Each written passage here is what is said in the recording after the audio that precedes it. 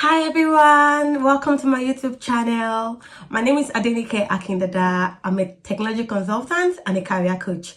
If you're new to my channel, welcome. And if you're an OG, you're an existing subscriber, thank you so much. I appreciate you. I hope you've been enjoying all my career content. Good to have you here. And today I'll be diving into something very, very, very, very interesting. Please, if you have not subscribed, click on that subscription button now and subscribe.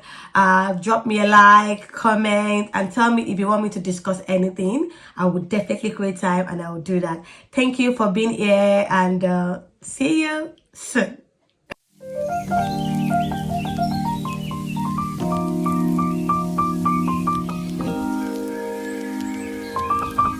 So today we're going to be discussing stakeholder management. Stakeholder management is a very, very important framework in a program. Be you a project manager, a business analyst, a leader, a scrum master, you need to understand stakeholder management. It can either make or mar your project. So if you know that you're putting so much effort in your project, then you need to be able to understand how to work with people and your stakeholder. The first thing I'll be covering under stakeholder management is understanding who your stakeholders are.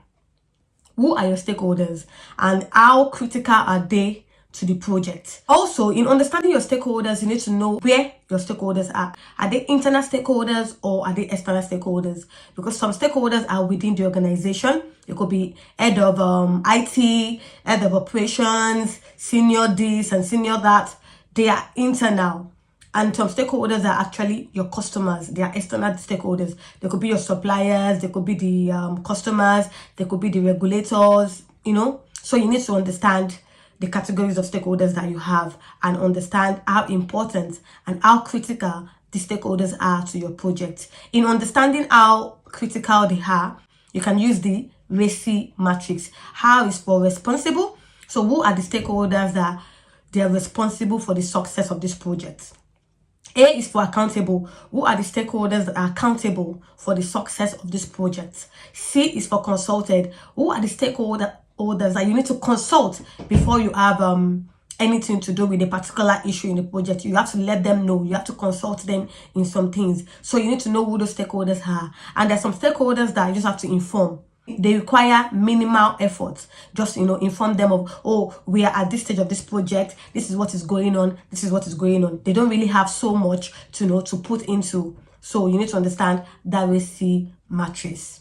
Go and read more on RACI matrix if you don't know more about it.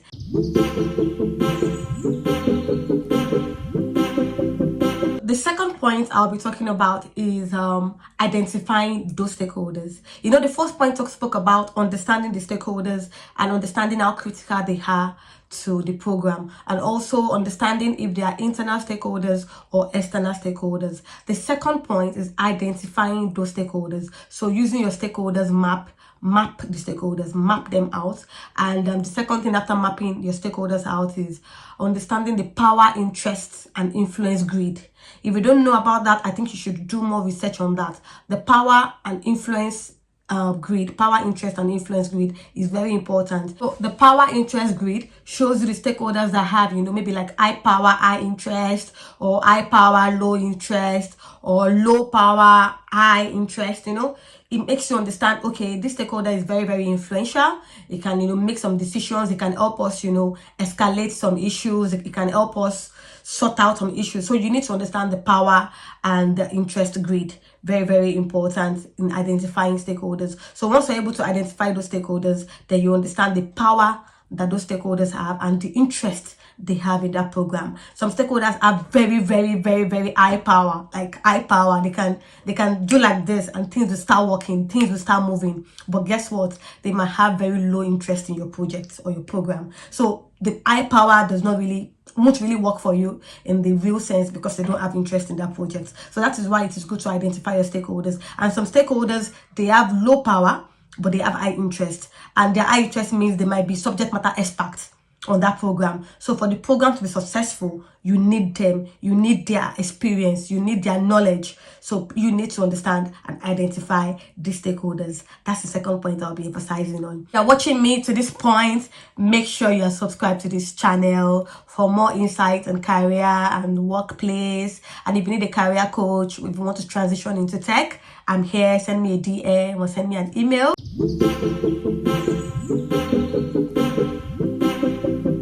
The third point in stakeholder management is discussing various strategies for engaging with your stakeholders. How do you want to engage with your stakeholders? You need to understand those stakeholders to know how much you can engage with them and what strategy you need to engage with them. For example, if you have a CEO, or let's just say the sponsor of the project is a director or one of these big directors, and he doesn't really have much time to spend on that program, you need to sit down and strategize on how best to communicate with that stakeholders. It could be weekly email just to send to him to tell him, well, this is what is going on, this is what is going on. If you're open to having a 15 minutes checkup, can I talk to your PA about it?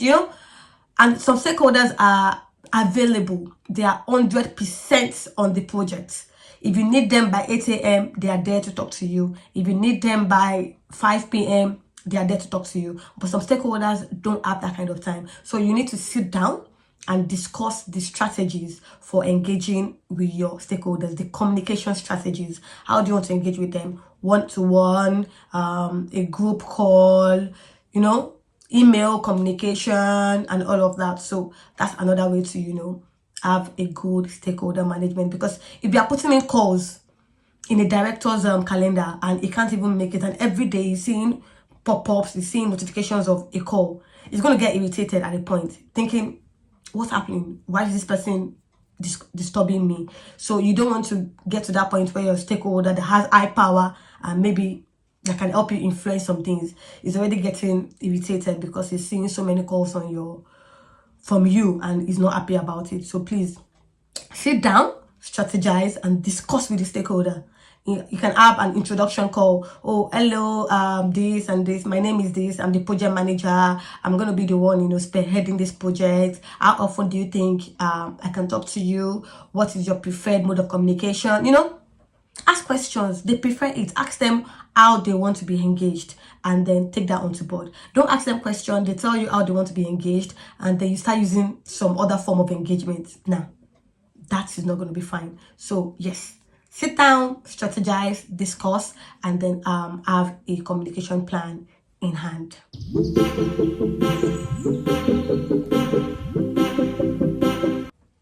Another tip for stakeholder management is handling conflicts properly. You should be able to handle conflicts because you're going to be having different stakeholders with different worldview, with different ideas on your project. So ideas are going to be clashing. When someone is suggesting we should do this, another person is counter suggesting and telling you, oh no, we don't have to do it like this, we have to do it like this. So you need to understand how to handle conflicts, and you don't try to handle conflicts when both parties that are disagreeing are on the call. You rarely have progress doing that. So when you're having like an heated argument on the call where maybe the director of products want the products to do this, and then the director of budgeting or finance is thinking, oh, we don't have the funds or the capacity to do this, just examples. You just find a way to have a common ground at that moment, and then you can then go ahead and have a one-to-one with each of the stakeholders, understanding their point of view and understanding why they are saying what they're saying. Sometimes they're saying some things that they don't even understand why. So you have to now try to find out or make them understand what they're saying. And while you're trying to make them understand what they're saying, you're trying to give them 1 or 2 hints of what they're saying and what it might cause. So I have like a one-to-one, a separate call with them to understand what they want and why they want it, and the advantage and disadvantages of, because you are there to just recommend solutions, not necessarily there to tell them this is what you have to do. So for stakeholder management, you need to learn how to handle conflicts. You have to be perfect. You know, when siblings are fighting and the mother or the father have to be you cannot support anybody. You can't say this person is right, this person is wrong. You can't do that. So you have to just, you know, handle conflict best way. Talk to this person, talk to the other person, and then try to find a common ground that they both have but they are not seeing. So that is your task. You have to find it and then make sure you're handling it properly. Also manage expectations, manage people's expectations. Don't over promise. It is better to just promise or under promise but then over deliver. So try to work on over delivering and on the promising. So manage people's expectations. Don't tell them, oh, with this project we are going to be getting 100 billion pounds by the end of the year or something. No, do not over promise people. Manage people's expectations properly.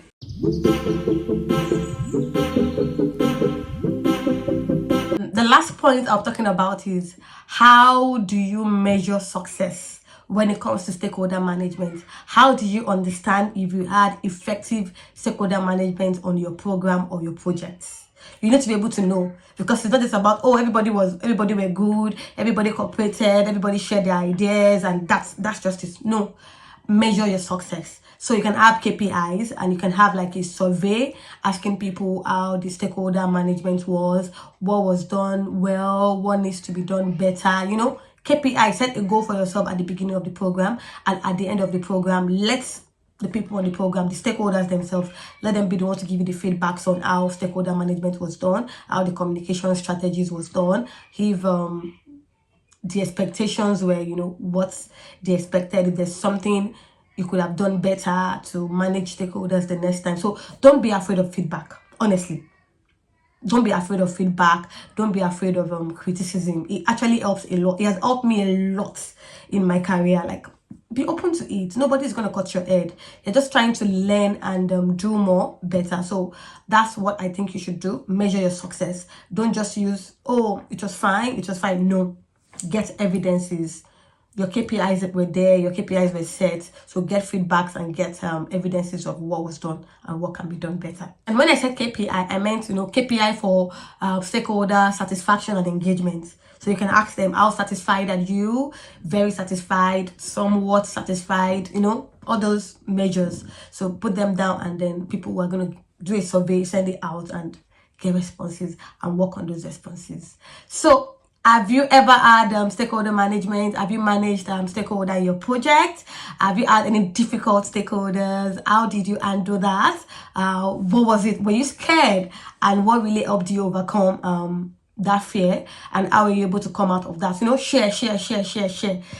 Tell us about when you handled a stakeholder, maybe a difficult stakeholder or a very, very pleasant stakeholder. You know, give us the gist, give us the tips. What did you do well? What do you think you could have done better? Thinking about it in retrospect now, do you think you should have done something better? You know, share in the comment section. Let's learn. This career world, in this workplace, you can't do life alone. We need people like ourselves to, you know, rub minds, talk to, and learn from. So drop your comments. Tell me when you handled a difficult stakeholder or a pleasant stakeholder, what you did, what helped you, what you thought you could have done better, and take care and have a fantastic week ahead. Bye.